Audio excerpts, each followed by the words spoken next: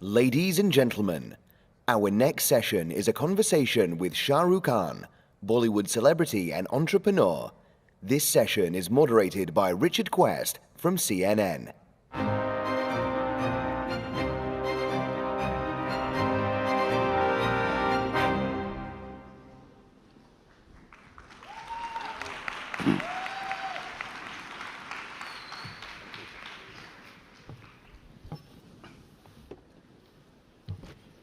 It's not often that I'm downright intimidated by the person I'm about to interview. Kristalina Georgieva, easy for lunch. But SRK is a legend, aren't you? You're being very sweet, Richard. Like I told you, I'm not a legend. I'm Bond. James Bond. I told you that at the backstage. Yeah? Say that again. Go on. What's your name? Bond. James Bond.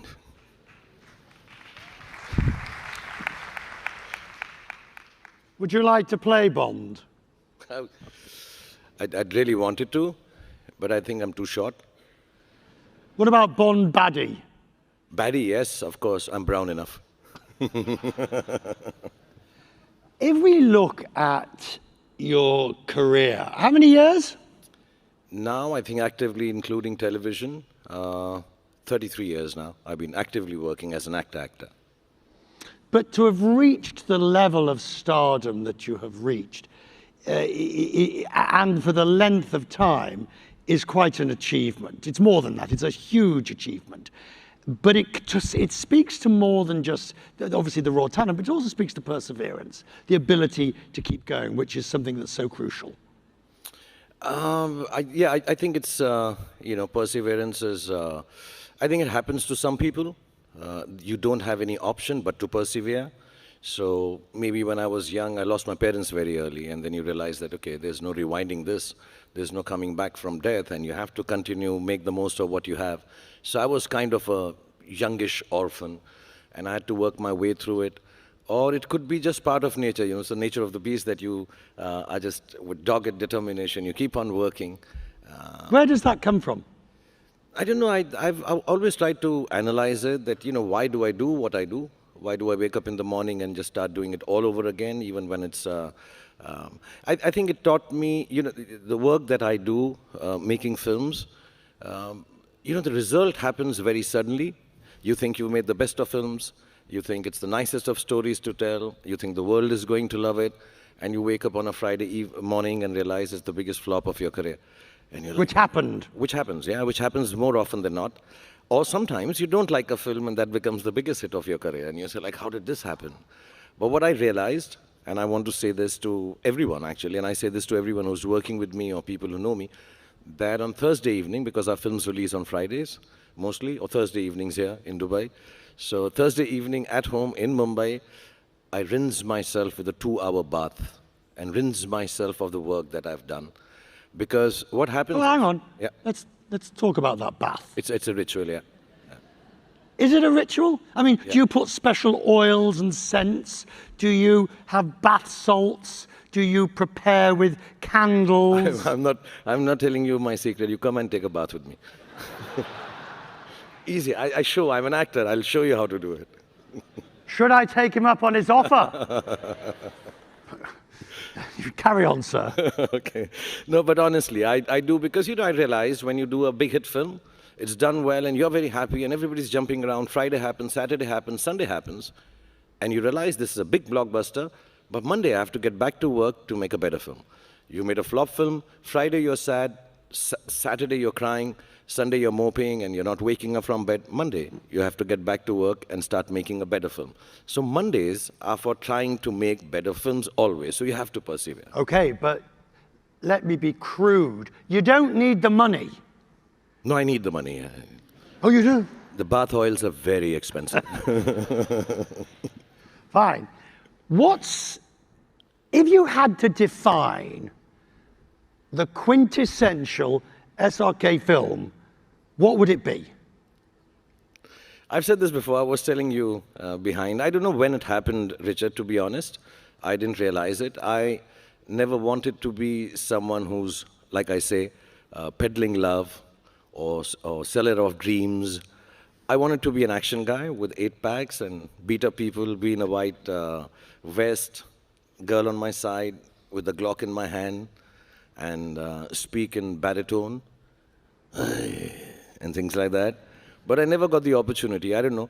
When I started off, suddenly everybody started thinking of me as someone who's, promising hope, giving hope, and spreading love, like I spread my arms again and again.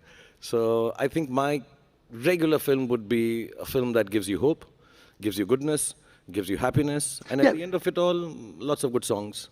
Yes, but you've also, there's a great YouTube video, 4 minutes of your best entrances. Yeah. And there's a lot of action in them. Yeah, only entries, no exits. I just keep entering again and again. My kids get very, when I have 3 kids, and whenever that video plays, and I have to tell you a secret, we've compiled it from the office. I think it looks just very cool. It's not made by others, we've made it.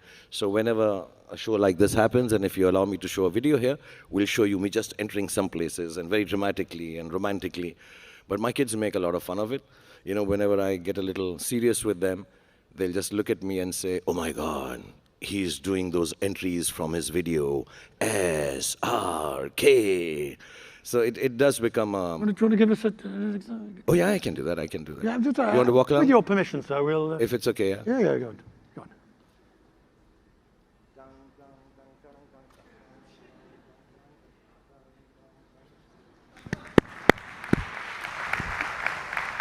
Is there something you would not do? On screen? On screen, I don't know, I wouldn't be... I'd like to give hope in my films. The stories that I tell, I hope they end with hope. I know I've done some really sad films also. I've done films which are tragedies. But somewhere down the line, I just hope that I can give hope in films. So I don't like to give hopeless cinema or hopeless stories, because I think in life and in businesses and in jobs and world, there's enough sadness. So you're extremely well known here, obviously because of the Indian population that is here and elsewhere. But you like it here. You have a home. You are not a here today, gone tomorrow person for Dubai. No. I spend a lot of time here. I have a beautiful house which has been given to me by Nakhil, and it's one of the nicest places in the world because nobody troubles me. And His Excellency, the Prime Minister, also just told me that he stays next to it. So the next New Year party is with him. He's a good neighbor. But it's really nice. I really, really enjoy being in Dubai. I really love being here. And you find the juxtaposition with going back to Mumbai? No, this is very easy. It's just 2.5 hours away. Right. So I keep dropping in. We come with the kids. And there's so much to do here. I'm sounding like the tourist ambassador of Dubai suddenly, right? Everybody asks about crossover. And I'm no different. Because the more I researched you, the more I wondered. I mean, all right, supposedly 2011 DiCaprio never happened. Supposedly, allegedly, Slumdog Millionaire you turned down, allegedly. Why hasn't the crossover taken place? I don't see why it should. You're a big enough name in your own genre. But why has crossover not taken place? I've said this honestly, but nobody believes it. So I'm going to say it to you very, very honestly. Nobody's ever offered me any work, crossover, of substance. I may have had conversations with people. I know lots of lovely people from the West, from the English film industry, from the American film industry. But nobody's offered me any good work. I hear actors talk about, oh yes, I want to crossover, I want to take Indian cinema. I think I still have to learn how to be able to deliver to the audience that likes me. And, instead of spreading myself too thin. And then, yeah, of course, if you've not been offered a job, how do you take it? So really, I've never been offered a film in Hollywood or in England. Yes, Slumdog was there, now that you mention it. And I spent a lot of time with Mr. Boyle. He's very sweet. But I was doing Who Wants to Be a Millionaire on television. Successfully at that time, and I just felt in the story that was being told, the guy who was hosting was very mean in the story that was being told, and I'm like, I'm here doing Slumdog Millionaire, and the guys who were producing the show wanted me to do the film. I just found it, this guy's, I was cheating and being dishonest as the host. So I just found that it's very strange that I'm being a host and I'm cheating in the film. So I explained to Mr. Boyle that I wouldn't like to do it, please. And they're way better actors than me. And I think Mr. Anil Kapoor did it, and he was fantastic as the host. When the person's getting close to 1 million, well, the top in Who Wants to Be a Millionaire, that moment, what do you feel? Genuinely, when I was hosting it, I would hope they win it. I really, really hope they win it. But I've done a quiz show myself, and there comes a point when you think, how close can I get to getting them to win it without... Yeah. Did you know what I mean? I always did that, when I was, because there's so many people from different parts of the country, and I really want them to win, and yes, you do try to be a little helpful. But you can't. But you can't, because the producer keeps shouting in your ears, you've said enough, you can't talk about it. And unfortunately, the last 4 questions or the last 2 questions are extremely difficult, Suddenly they're thrown upon you, and you're like, oh my God, this person is not going to get the answer. And I feel really bad. And I try to think, I wish I had some hint, and I can't mislead the person by trying to give that hint, because I also mostly didn't know the answer. So what is left that you have not done that you would like to do? And by that, I that's not a Hollywood question. That is a general, even within within Indian films, within production, within what still remains on your list? So, Richard, when I started off, I just wanted to survive. Be able to get a week's work or a month's work or a year's work and say, okay, my films should do well. But as years have gone past, I think my whole job has become more and more motivated towards bringing in new technology into Indian film industry. I want to end my career, which is far from ending right now. I have another good 35 years to go. I really, really want to make that film which is loved by the whole world, and then nobody on a big stage like this asks me, why haven't you crossed over? That film should cross me over. That's my dream. I'd want you to learn Hindi and Urdu and Arabic to be able to understand that film.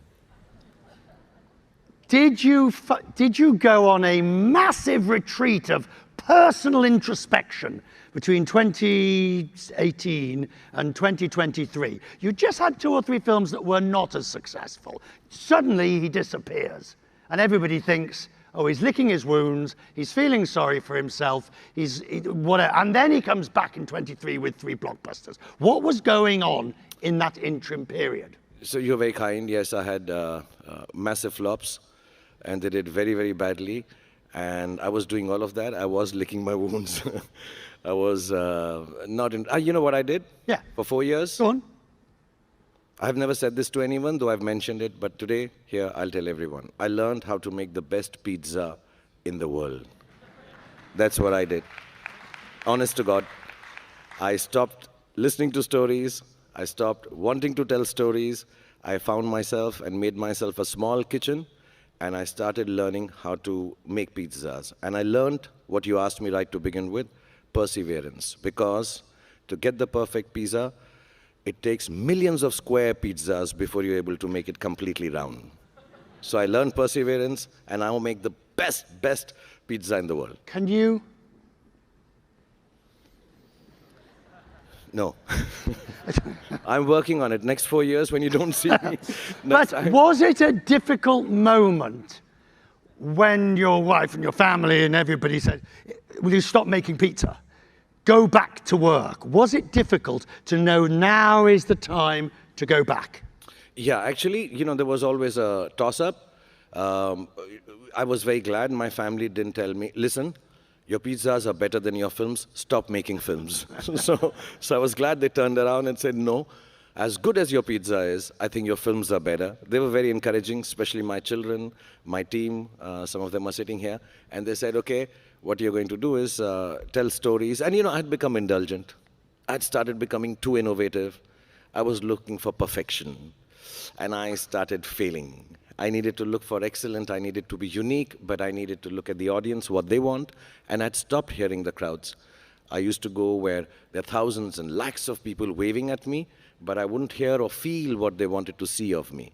I was going there and waving, and I'm saying, whatever I make, I'll be innovative. So I did a film about a vertically challenged guy. I did a film about a manic, psychopathic fan. And I'm like, no, people just like to see me giving hope and happiness and love. So let's get back to that. And as a result, the movies that you came back to make, and there were 3 of them last year, were huge successes.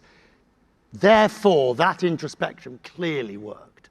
That clearly did the trick. Yes, mashallah. I think it just helped me realize that whatever you do, you have to do for the people or your consumers or your audiences. And yeah, it also made me realize one very main thing, that don't forget to pray. You have to pray and you have to get back to work.